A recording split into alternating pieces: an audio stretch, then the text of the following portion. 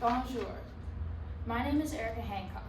Today I will be presenting my qualitative research method's final project, Victory and Void, the Double-Edged Legacy of Vancouver 2010, by me, Hancock. Vancouver 2010 was marked as a national moment of pride for Canadians. We got a record amount of gold, 14 medals, more than any nation ever had before.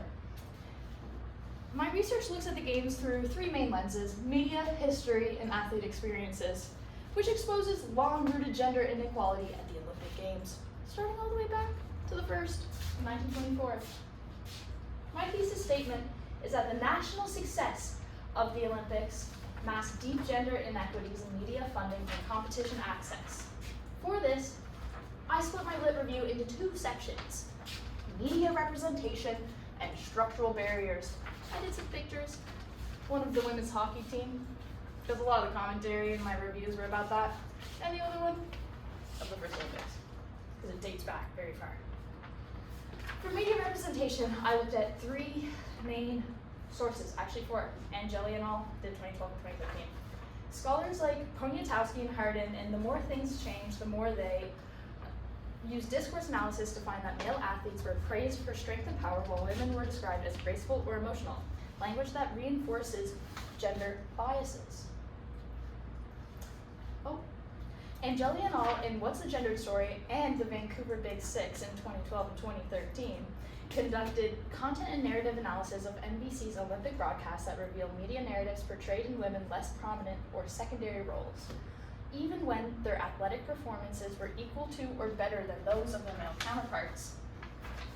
And again, Daniels and al. In 2021 in their study Sexualized and Athletic used viewer surveys and content analysis to show that when women were presented in sexual ways, their athletic credibility is undermined.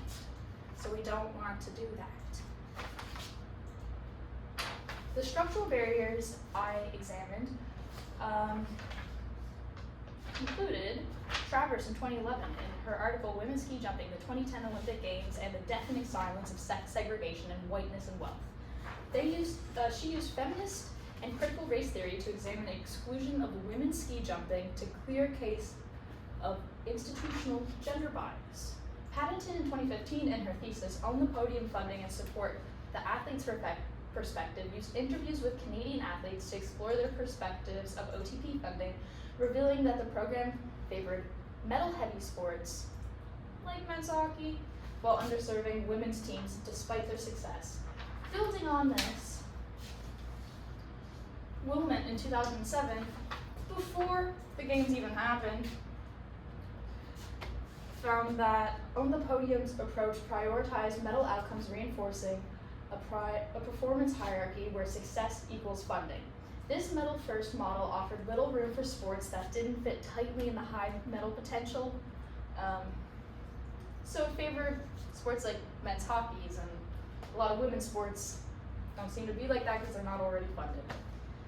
Kind of like its own self-fulfilling prophecy. Methodology. To investigate this, I used a qualitative methodology. My approach included historical and media analysis, focusing on Olympic broadcasts, official reports, and athlete commentary. These helped me identify patterns in how gender was framed, who received coverage, and where resources flowed. I also developed a theoretical interview guide aimed at exploring how Olympic athletes perceive equity in their fields. My takeaways from this, firstly, is that Vancouver 2010 was celebrated as a national triumph, but it also displayed ongoing gender disparities, where women were underrepresented in media coverage, in access to events, and in funding for sport. Second, future Olympic Games must move beyond performative equity and implement real policy changes that address structural exclusion. Third, I recommend further research into whether subsequent games like Sochi, Pyeongchang, and Beijing have addressed these gender disparities or perpetuated them under a new legacy. True progress means recognizing women's achievements on their own terms and ensuring future athletes don't have to prove their worth twice. Thank you. This is all of my lit review sources.